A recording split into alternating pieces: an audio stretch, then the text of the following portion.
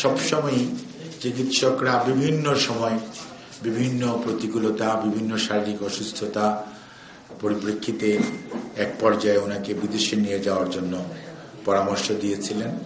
এবং আপনারা দেখেছেন যে এক পর্যায়ে জন হপকিন্সের, বাল্টিমোরের জন হপকিন্সের 3 জন বিশিষ্ট চিকিৎসক, প্রফেসর ডক্টর আমাদের Georgia Rich, professor doctor Hamid Rauf, ওনারা এসেছিলেন এবং ওনারা এসে আমাদের ম্যাডামের উপর ওনাদের যে চিকিৎসা যেটি দেওয়া দরকার একটি প্রসিডিউর করেছিলেন।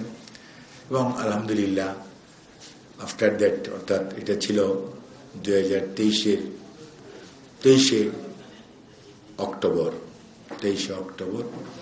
এবং পরবর্তীতে উনি চিকিৎসাধীন অবস্থায় বাসায় আছেন এবং ওনাকে ইনশাআল্লাহ বিভিন্ন শারীরিক সীমাবদ্ধতার কারণে হয়তো বিভিন্ন সময় আপনারা বিভিন্ন জনের কাছ থেকে ইনফরমেশন নিয়ে বিভিন্ন ডেটের কথা বলেছেন, অমুক দিন যাবে, সেদিন যাবে। অ্যাকচুয়ালি ম্যাডামের শারীরিক সুস্থতার উপর ভিত্তি করেই মেডিকেল বোর্ডের পরামর্শক্রমে এই মুহূর্তে উনি সকল যে সমস্ত ফর্মালিটিজ আছে সেগুলো কমপ্লিট করে আগামীকালকে 7ই জানুয়ারি ইনশাল্লাহ রাত 10টায় কাতার আমিরাতের আমিরের স্পেশাল এয়ার অ্যাম্বুলেন্সে উনি ইনশাল্লাহ ঢাকা এয়ারপোর্ট থেকে ঢাকা, দোহা, লন্ডন, হিথ্রো এই ফ্লাইট ইনশাল্লাহ উনি যাবেন।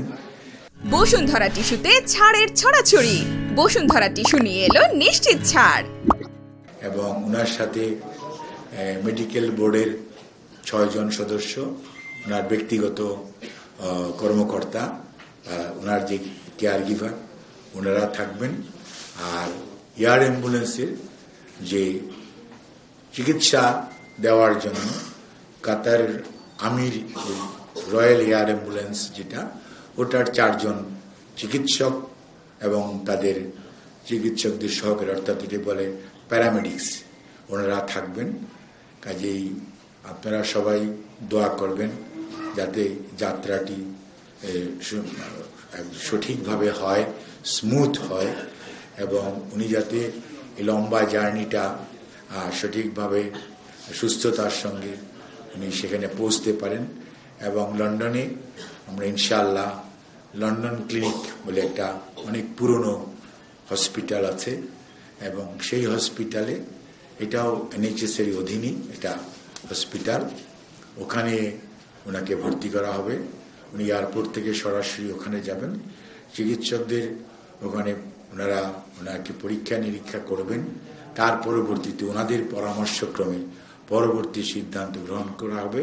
এবং ওখানে ইনশাআল্লাহ আমাদের দলের ভারপ্রাপ্ত চেয়ারম্যান জনাব তারেক রহমান, ডক্টর জুবাইদা রহমান, ওনার সহধর্মিনী, ওনারা এবং আমাদের যুক্তরাজ্য বিএনপি এর থেকে হয়তো 2 জন ওনারা এবং ওনাকে হয়তো এয়ারপোর্টে রিসিভ করবেন এবং ওনারাই ওনাকে ওখানে ওদের হসপিটাল অথরিটির লোক হাসপাতালে আসবে, ওরা ওখান থেকে হসপিটালে যাবে এবং হসপিটালে চিকিৎসাধীন থাকবেন এবং ওখান থেকেই পরবর্তী চিকিৎসা কি ধরনের হবে সেটা অ্যাকচুয়ালি রিভিউ করার পর পরবর্তীতে বলা যাবে।